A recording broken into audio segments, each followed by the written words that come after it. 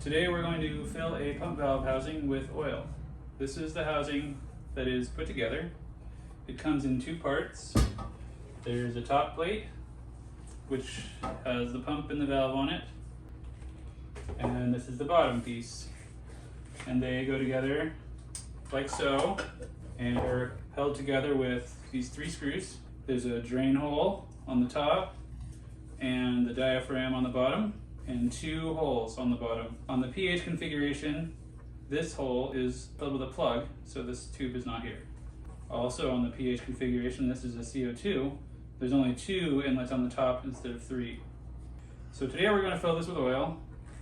For that we'll need the housing that is put together with all the plugs filled and all the screws in it. We'll need a 1/2-inch wrench, our plug, some oil, and a syringe. Optional is to have a second syringe without the plunger to use as a funnel. So we'll want to put the syringe into our filling hole, and these hold approximately 120 to 130 milliliters of oil. So with our little valve closed, we're just going to fill this up to 60. And we'll open our valve to let it flow in.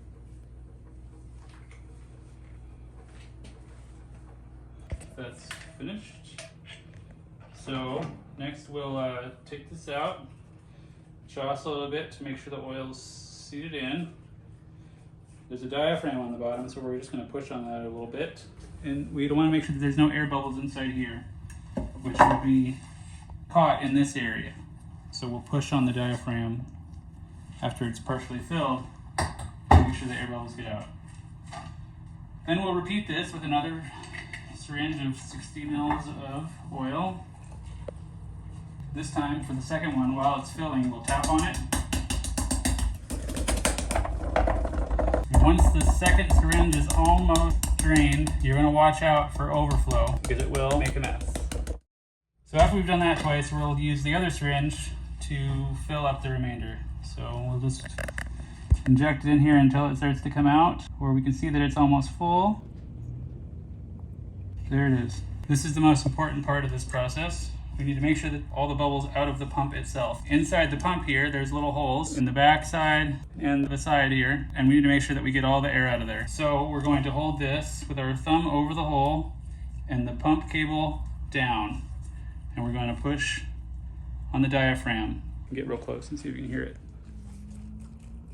And there's a small squealing sound that you may not be able to hear.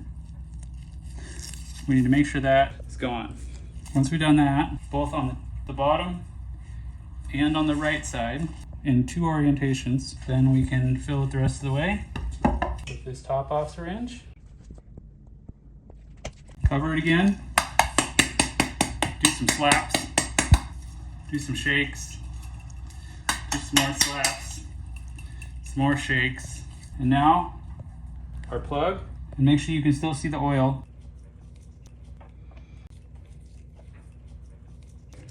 So now we're going to just apply a little bit of pressure to this diaphragm on the bottom. See the bubbles? That's air escaping. And now you can see the oil running out, so we'll just quickly tighten it up while the pressure's on, and that's it. Wipe off the oil, and then we will pressure test it. We have this apparatus for pressure testing. It's just a weight with a plunger. You can test it with other methods too, but the key is to make sure that there's pressure on this for about 10 minutes.